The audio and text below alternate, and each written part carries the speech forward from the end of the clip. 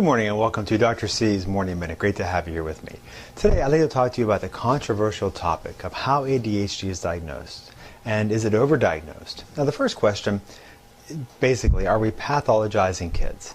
There's widespread belief that children are overdiagnosed and overprescribed. This implies that some kids are just being kids and we're pathologizing them, meaning we're giving them a diagnosis, counseling, a medication when we should rather be sensitive and accommodating to the wide spectrum in children's activity levels and abilities to attend.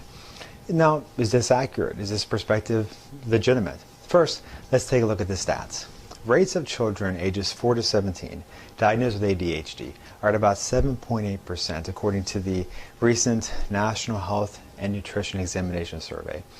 Now, 7.8% is not especially high, and stimulant prescription rates range between mid 4%, which you can see is substantially lower than 7.8%. Also, in that same survey, it was found that only 48% of the ADHD sample had received any mental health care over the prior 12 months, which would suggest children are actually being undertreated. Okay, moving on. How is this diagnosis made? To make the point further, if a clinician uses a strict clinical protocol, false positives or an inaccurate diagnosis should be kept to a minimum. Now, I provide a thorough explanation of the evaluation process in my prior Dr. C's Morning Minute video, the evaluation process. But here's a quick overview of specifically what is needed for an ADHD diagnosis.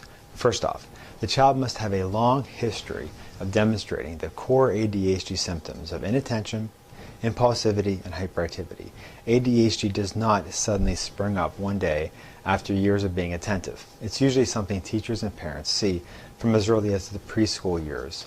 The signs, number two, the signs are seen in multiple locations, school, home, community. 3, the problem is significantly getting in the way of the child's functioning.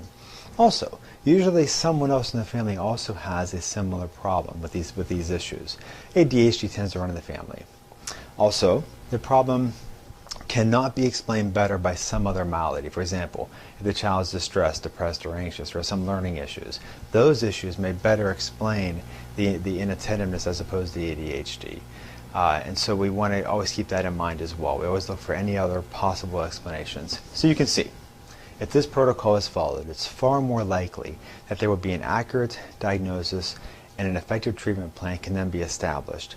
I've written at length in other posts about the proper strategies to address ADHD that include a consistent and predictable routine, visual reminders, an organized environment, extra attention and assistance, counseling to improve insight, and coping strategies, as well as in some cases a medication consult. All right, there you have it. I hope that helps to explain the ADHD situation and diagnosis, and look forward to having you back here next time with me at Dr. C's Morning Minute.